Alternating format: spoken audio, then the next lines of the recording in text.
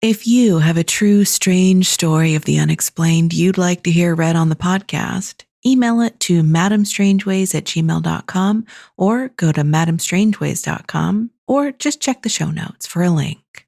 I can't wait to read it. Welcome, strangers and strangelings, to Madame Strangeways, where I, Madame Strangeways, narrate true strange stories of the unexplained. And as always, solicited or not, usually not, I share my thoughts and observations after each spooky tale. Today, I've got 2 new true strange stories for you. But first, a huge thank you to my Patreon patrons, TJ Hodder, Gmanmusic, and now Ted. Yes, that Ted. I appreciate you 3 so much. Do you want to hear your name at the beginning of every episode, perhaps? Do you want an exclusive vinyl Madame Strangeways sticker to slap on, I don't know, like your Ouija board or something? Or maybe you just want to hear a guided sleep meditation recorded by yours truly to lull you into a state of slumber.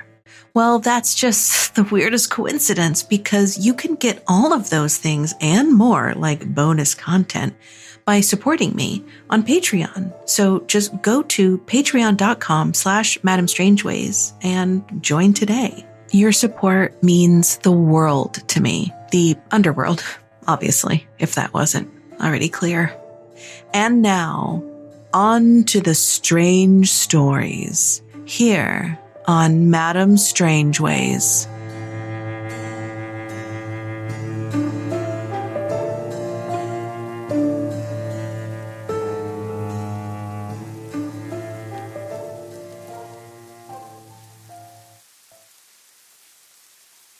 How I Met Henry by Tori.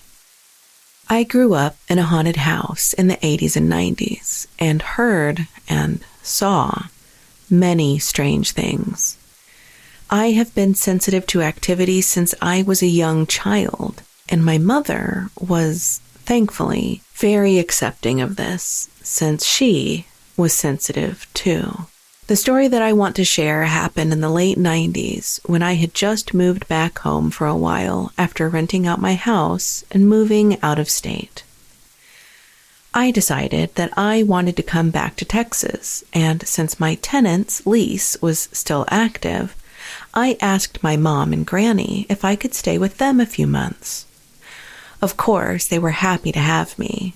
The first night that I was home, I was putting away my clothes in the closet, which was next to the bedroom door that led to the hall, and my mom's room was directly across the hall, maybe 8 to 10 feet, so not far.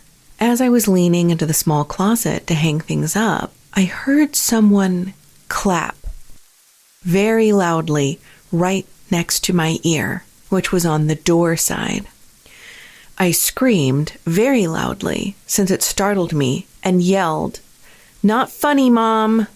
She didn't answer me, so I looked into the hallway, and her door was closed.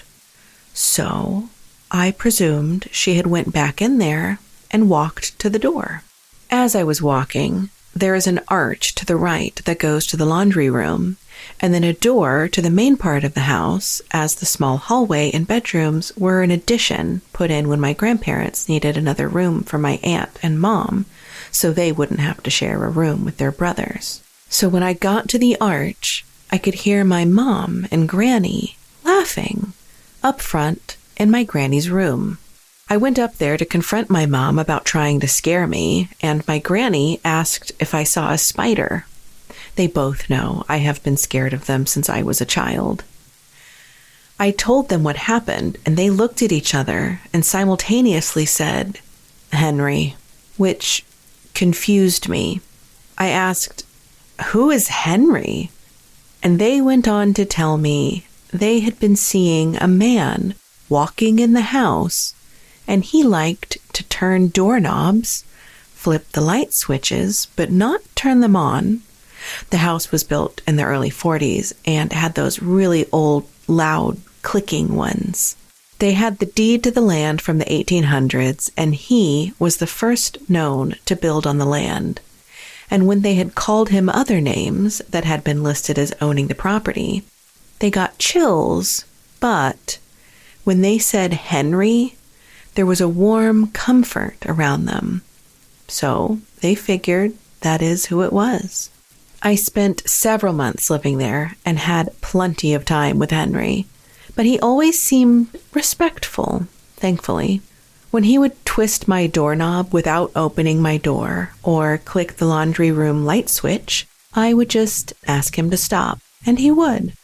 He also never seemed to enter bedrooms or bathrooms, but we would hear and see him all around the house. My mom passed a few years ago, and I haven't been back to the house. It sat empty for a few years, and now we rent it out. But I haven't heard anyone say anything about him after my mom was gone. Thankfully, Henry was kind, but not all of the spirits there were. But that is a story for another time. I would love to share more in the future with you and your listeners if you would like.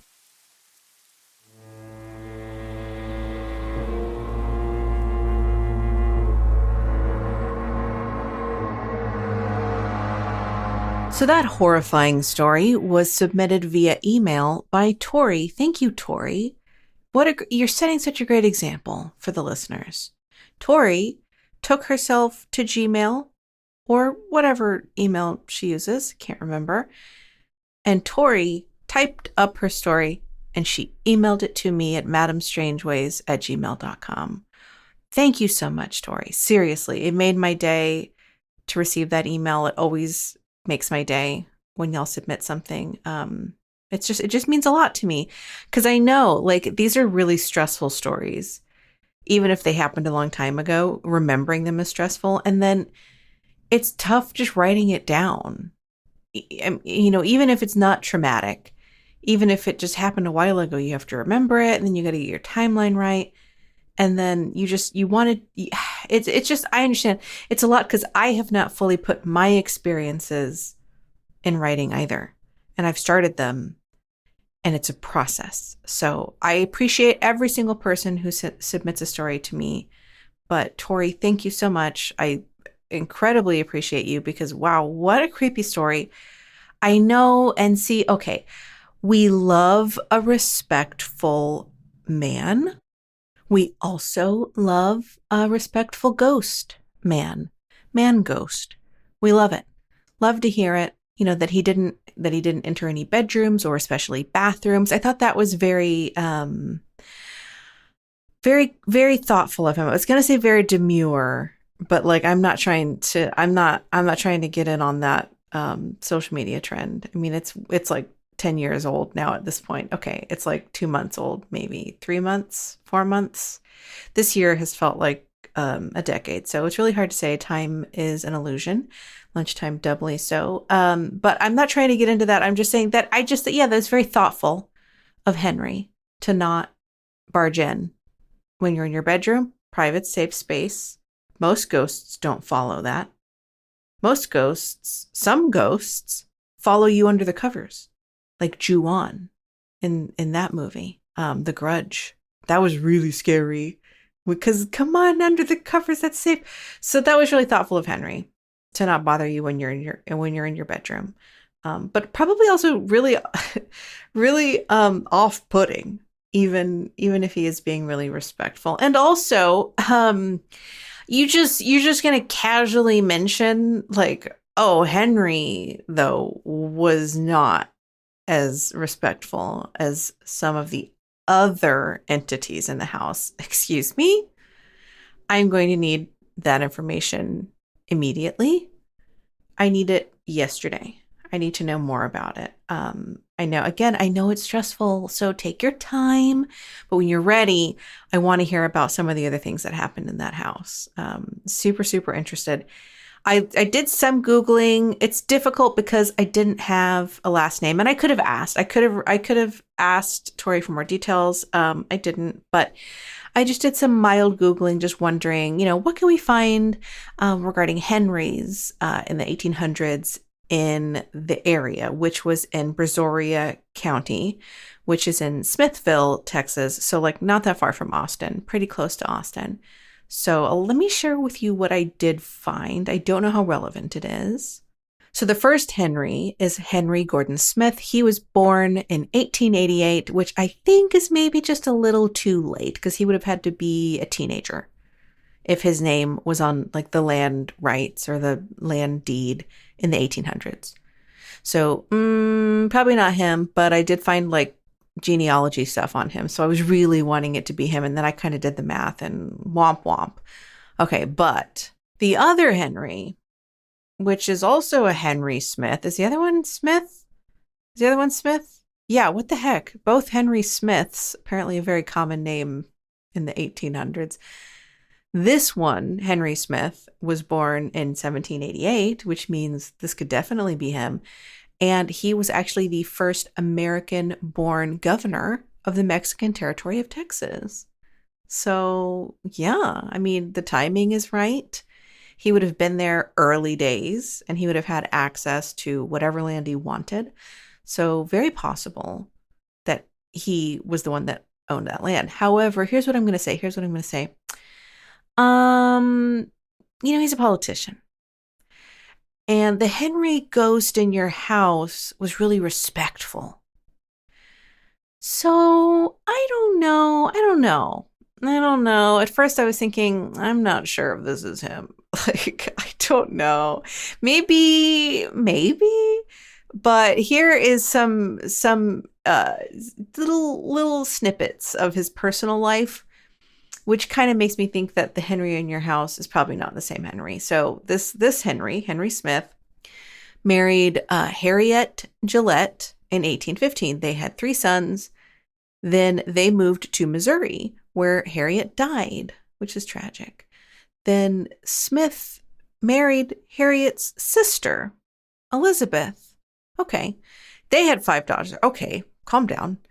Then they moved to Texas, and then Elizabeth, his second wife, who is the sister of his first wife, dies of cholera, like you do in the 1800s.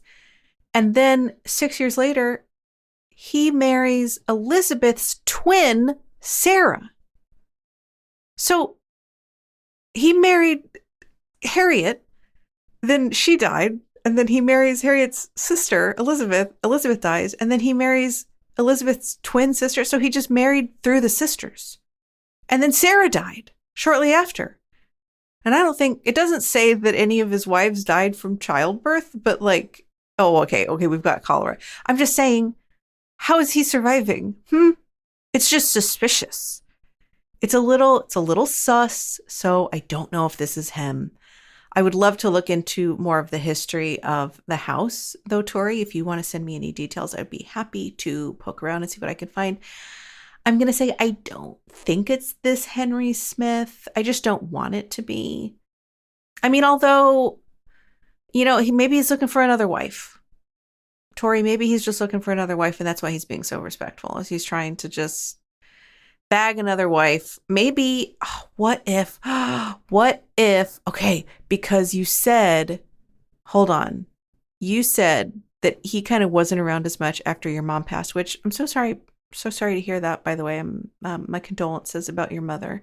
But you said that when your mom passed, you didn't really hear from Henry anymore. Even though I think also you kind of weren't living there, but like you haven't heard about him. And I feel like you would, even from tenants. But if he kind of went away when your mom passed, what if y'all are related to the Gillette family? Let me know. Email me back. Because what if that's why he was so nice to y'all? Like, what if y'all were like descendants of the Gillette family, in which he loved that family because he married into it 3 times? Okay, so we have 2 narratives here with the governor, Henry Smith. 2 narratives. One, he murdered his wives And so this is not Henry. This is not the ghost Henry. Okay. Or 2, Henry Smith, the governor, is the ghost Henry, and he didn't murder his wives. And he just really loves the Gillette family. And y'all are descended from the Gillette family. Okay. If this isn't true, you know what? You don't need to tell me that I'm wrong, because I just love the narrative of this so much. And this is a good book. I would read this book. Like, I would read it. So somebody write it. Let me know. Give me credit. You don't need the money. I just want the fame and the credit when you publish this book. There's something there. I don't know. There's something there. So Tori also mentioned in her email to me a little bit of history. So yes, the house is in Smithville, Texas, and her grandparents built it back in the 40s on an empty lot after their house burned down in town. And they lost their first 2 children in the fire before her mom was born. That's so sad. So tragic. But like, I think it like, there's like something there, right? Like with all of the loss and desperation that had to be kind of imprinted on your family when that happens, right? So Tori also said that, there's like a spoiler I don't want to share for a future story. But then she also says, interestingly, there is a cemetery down the street, and we used to walk by that as a kid and would see things inside the gates. Things like what? I want to know, Tori. Don't leave me hanging. I'm so curious as to what you saw in the cemetery gates. I'm ready for it to keep me up at night. So just hit me up. Let me know when you're ready. And I cannot wait to share your other stories with our listeners. Thank you so much.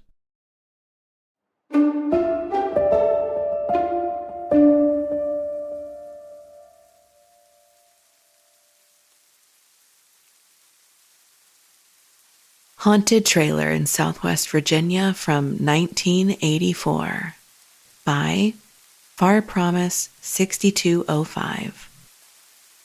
As a child, my family moved around a lot. I never knew why until I was an adult and realized it had much to do with my mother's ADHD. Maybe she was running from something. My older sister says she was protecting us. Anyway, we moved nearly 30 times before I graduated high school. In many of the homes we lived in, I saw things that only I could see. This one place is among the most remarkable. I was 14. It was 1984 and summertime. My family had just moved into a single-wide trailer in a large trailer park. Immediately, I began to see and hear things, and it took me a few days to realize they were paranormal. I would lay in my bed at night and hear loud growls coming from under my bed. From my room, I would also hear my mother in the kitchen and smell food cooking in the early hours, pans clanking and such, and go into the kitchen, and the lights would be off, and no one was there. This happened many times, and everyone in the house says they experienced this at least once. My mother would wake us up in the middle of the night with the door wide open, screaming, "Leave us alone! Please, just leave!" This happened a lot. I remember my aunt coming over to take care of us because my mom was in the hospital, and she made us all sleep together in the living room because she was scared. The most terrifying experience was early one morning. I was wide awake and laying in the bed with the room door wide open.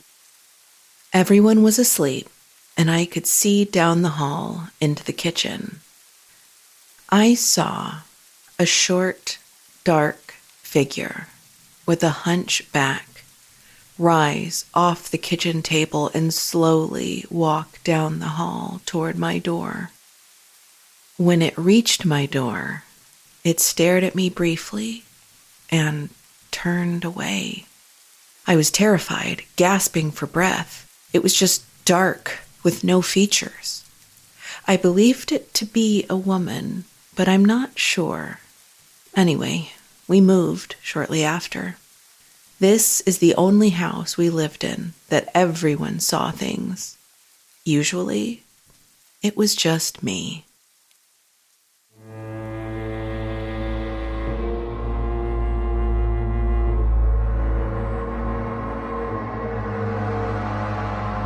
Far Promise 6205, thank you so much for allowing me to read your story. Your just nightmarish story.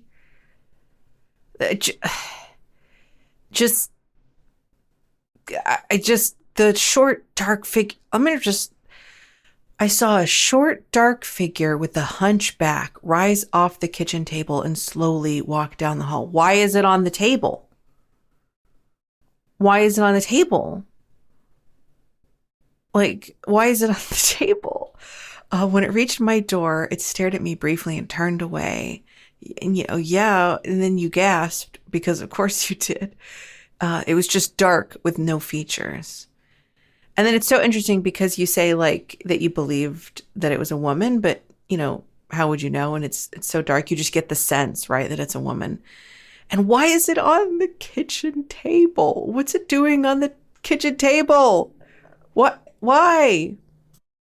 Well, if you're wondering that, if you're wondering that, and I'm not the only one wondering that, there's a comment that Far Promise left in the thread that gave me shivered me timbers, let's say.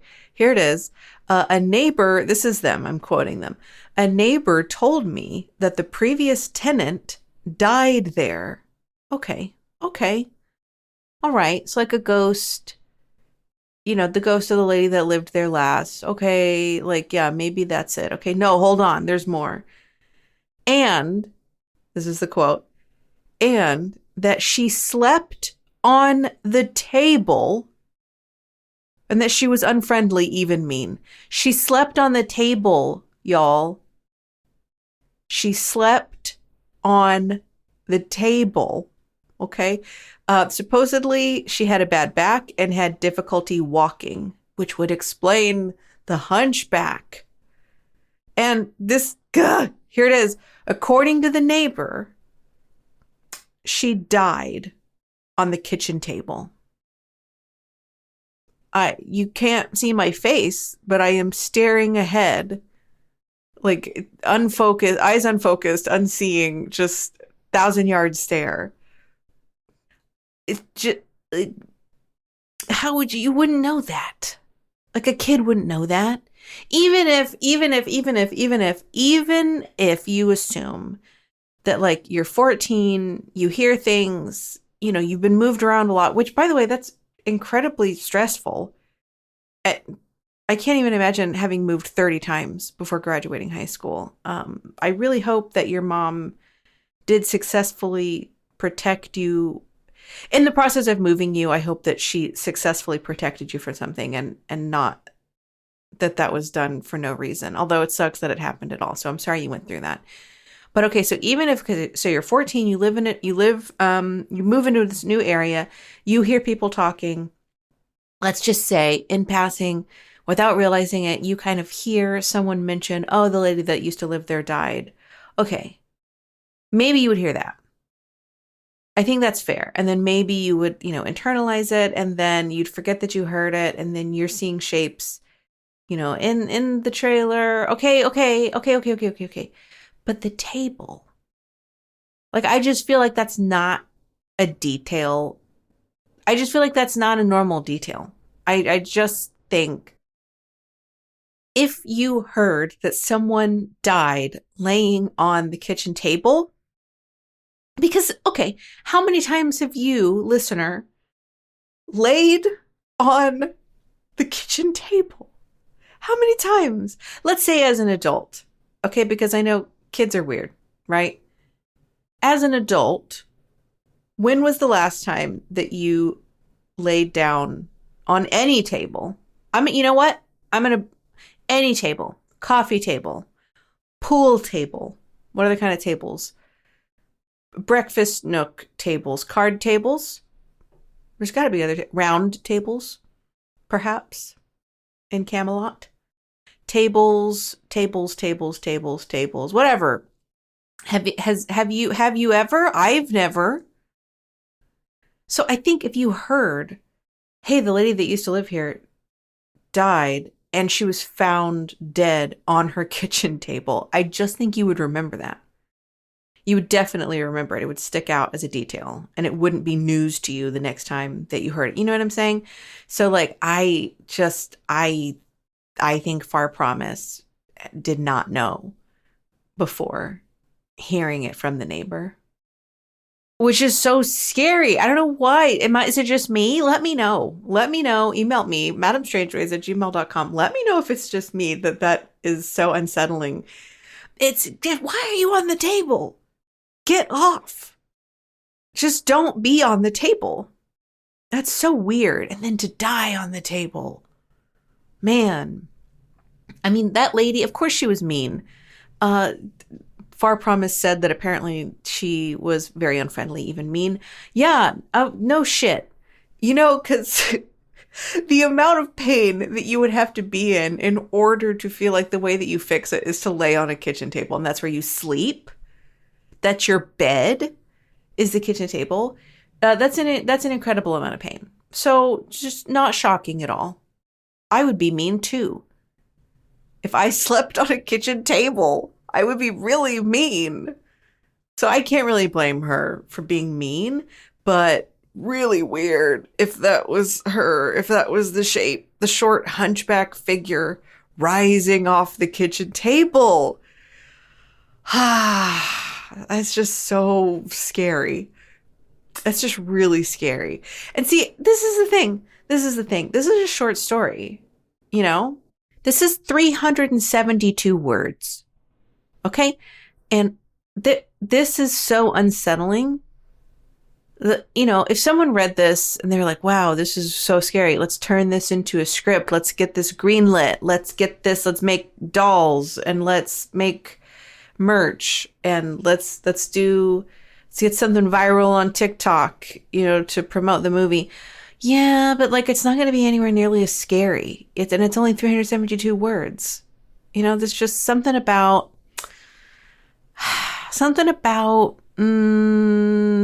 brevity being the soul of horror. Is that how that saying goes? Brevity is the soul of scary things. I don't know.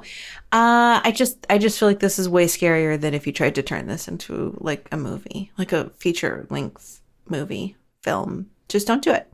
This is just really, really scary though. Like, thank you for the nightmare fuel. Far Promise. I appreciate you. I'm sorry that you have seen things for so long, and I'm sure that lots of people doubted you, and that it's just kind of stressful probably trying to figure out who can you share it with and who can you tell it to. And yeah, sorry about that. Sorry you had to put up with that. But on the other hand, I would be so honored to read any other stories that you wanted to share, that you felt comfortable sharing. So just let me know, madamestrangeways@gmail.com, or you can DM me on Reddit, where we've got a chat open. Thanks.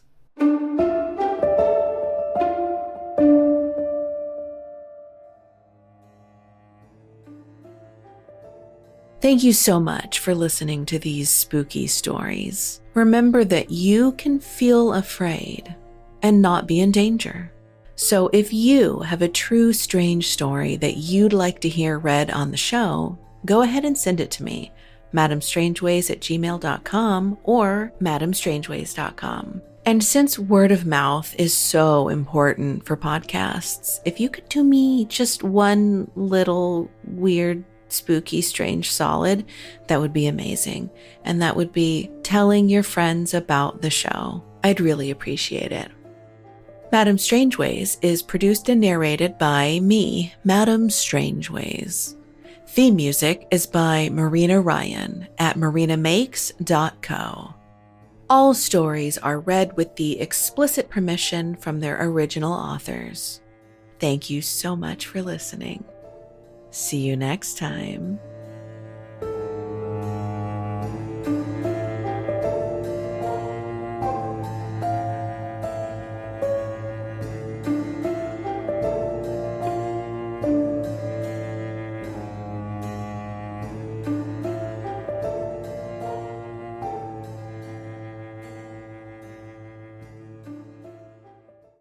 table. Like a drafting table, like an architect's drafting table. Poker table. I kind of said card table, but that's like a folding table. I mean, like a full-on poker table. Why do poker tables? I feel like poker tables and pool tables have the same like material on them. That's interesting. What other kind of tables? Table tennis table, tebaru tennisu, a table tennis table, an Excel spreadsheet table. Well, you cannot physically sleep on one of those unless you printed it out first. Like a fold. I already said the card table, which is like a folding table. There's got to be other kinds of tables. Dining table. Hold on. Types of tables. Dining table, coffee table, duh. End table. Okay, that should. Round table, console table, bedside table. It's just a nightstand. I wouldn't call it a bedside table. Oh, maybe that did kind of roll off my tongue when I said it though. There's an ottoman, which is not really a table. I guess you can use it as a table. It's not the same. Banquet table, conference table, a dressing table. I should have thought of that one. Folding table, duh. Okay, hold on. There's got to be more. Don't sleep on any of these. Chess table. Don't sleep on a chess table. That's weird. Unless you're a cat. You can sleep on any of these tables if you're a cat. Trestle table, whatever that is. Sewing table. Snack table. I need some of those. Bistro table. Vanity table. Workbench, which I think by definition is not a table. So why would you even suggest that to me? I want to see how far this can go. Picnic table. That should have been way sooner on my list. That should have been way up there. That should have been like the third thing I said was a picnic table. Weirdly, there's not just like, why isn't there like a Wikipedia page that's like, oh, there is table furniture, parentheses. A table is an item of furniture with a raised flat top and is supported most commonly by 1 to 4 legs, although some can have more. It says it is used as a surface for working at, eating from, or on which to place things. I put the emphasis on the wrong syllable there. Let's try that again. It is used as a surface for working at, eating from, or on which to place things.